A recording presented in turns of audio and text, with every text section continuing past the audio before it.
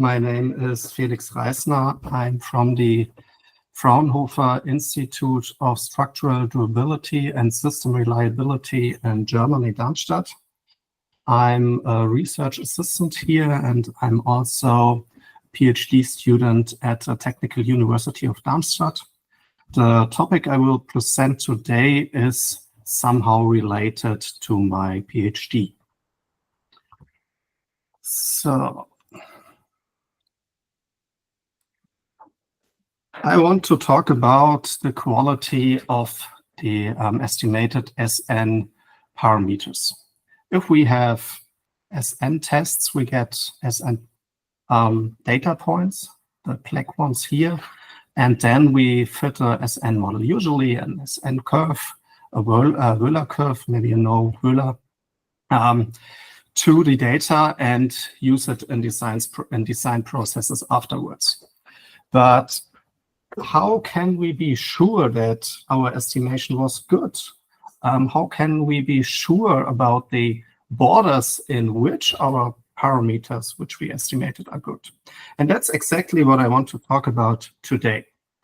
So one answer to this question is confidence intervals. If we take a look at standards and norms, for example, the German industry standard DIN 5100, there are no confidential intervals. Even so, this is the German standard for the evaluation of SN curves. If we take a look at some other standards like the ASTM, there are confidence intervals, but only for linear models. And I showed you the SN model I used for this presentation on the slide before. It's not linear, it's bilinear or partly linear. And there are other general standards like the ISO 16269-7, which is a standard for confidence intervals, but they are using ranked methods, and in fatigue engineering or in the estimation of SN models, we usually have to deal with so-called runouts, which are right-censored data points. At a certain point, we have to stop our test, even if the specimen isn't broken, and those are so-called runouts or censored data. So from the side of standards and norms, we don't get much, to be honest. On the other hand, if we take a look at literature, there are simple approaches like the t-distribution for the mean, but it's kind of hard to consider runouts with this simple approach. There are other approaches like bootstrap approaches. There are a lot of different bootstrap methods, but usually all of them are computationally very expensive. And there's a third group, likelihood-based approaches. There are walled confidence intervals, but from literature, assumingly they are poor for a small number of data, and usually, especially in research, we don't have a very big sample size.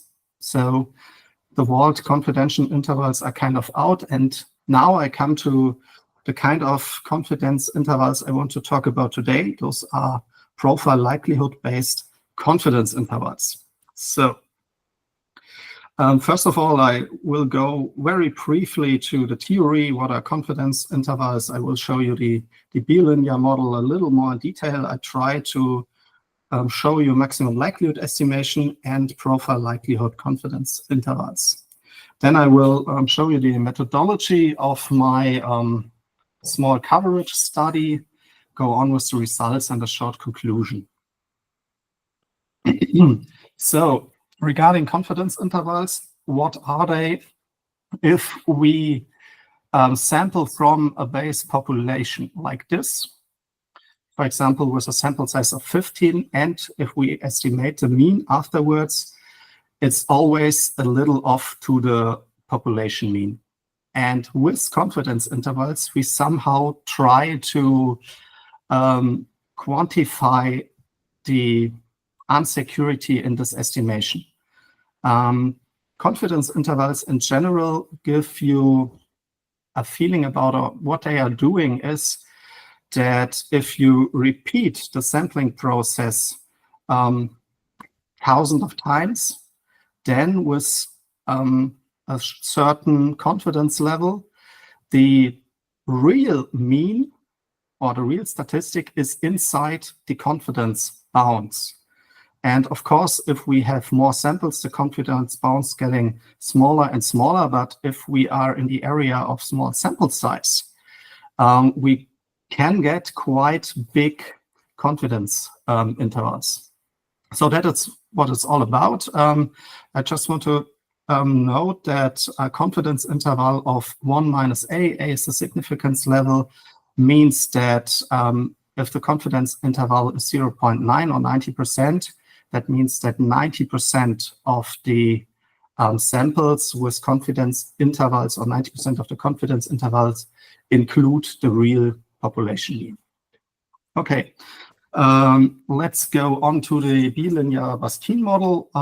First of all, this is the linear model. Here in the, not in the logarithmic writing, but the general Baskine model, it's in the logarithmic, on logarithmic axis, it's a line. And we are using the bilinear Baskine model, which looks like that. So now let me explain shortly the different parts of the model. There are K's.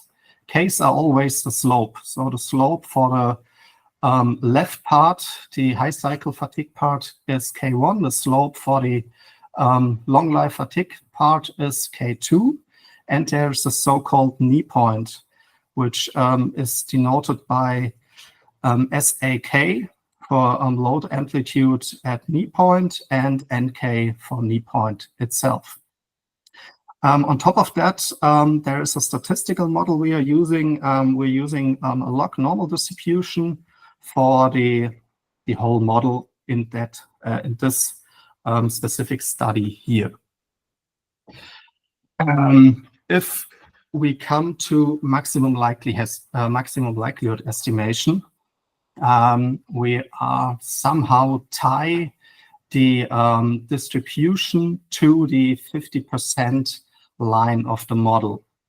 So it's a very basic explanation, and I try to go very fast through it, but maybe I can give you a short idea of what maximum likelihood is.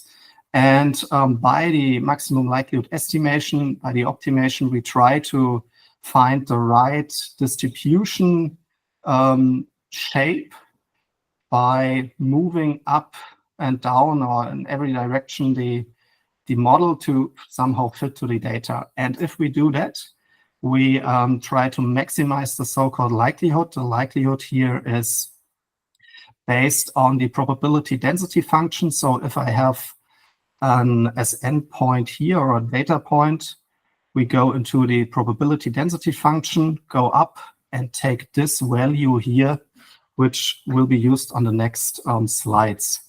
And as you can imagine, if this data point is closer to the real mean, the value gets higher, and that's what happens in maximum likelihood estimation. There is another interesting point about maximum likelihood estimation. We are able to consider statistically so-called runouts, not by the PDF like here, but by taking the cumulative distribution function, and this is this part, 1 minus the cumulative distribution function is the so-called survival function, and we do the same as before. Now we have a function which looks like this, and we try to maximize it. So if we take a look at this point, if we want to maximize this function here, everything gets pushed up. And that's exactly how we consider runouts. And at the end, if we do a whole maximum likelihood estimation, we put everything together, like shown here, and we try to maximize those distributions over here by taking the product. To make it easier to compute it later, it's usually taking the log and the sum, but just to give you a feeling how it works, I spared you too much of the equations. Okay, so far, so good. now we know or have a feeling what likelihood is. And we are able to calculate a so-called profile likelihood by fix one parameter, let's say theta I, and optimize all other parameters and divide it by the maximum likelihood. So that means if we have the perfect parameter set up, we have 1. If not, we get a distribution like this. And together with this profile likelihood and the chi-square distribution, we are able to derive confidential intervals. So we take the interception of the chi-squared distribution as shown here. It's plotted there on the right side, and the profile, and we derive our confidence bounds. So now we're done with theory. Let's go on with methodology. What I did in my coverage study is to show or to check how often is the true value, so the population value, inside the confidence intervals. So it's a direct check for the confidence level. And I repeated this 1,000 times for the parameters SAK, NK, and K1. So K2 was fixed, the slope after the knee point for the whole investigation. I checked this with 15 SN data points and with 0 and 3 data points which were runouts. Regarding the SN-based model I sampled from, I showed you, showing you two results. First result is shown over here, where I sampled 500 data points from my distribution, and you see it's quite nice and evenly distributed. But for the evaluation itself, I sampled just 15 points, and then it looks like this. But of course, if I repeat it 1,000 times, we come to a picture like this. Sorry, I need to get a sip of water.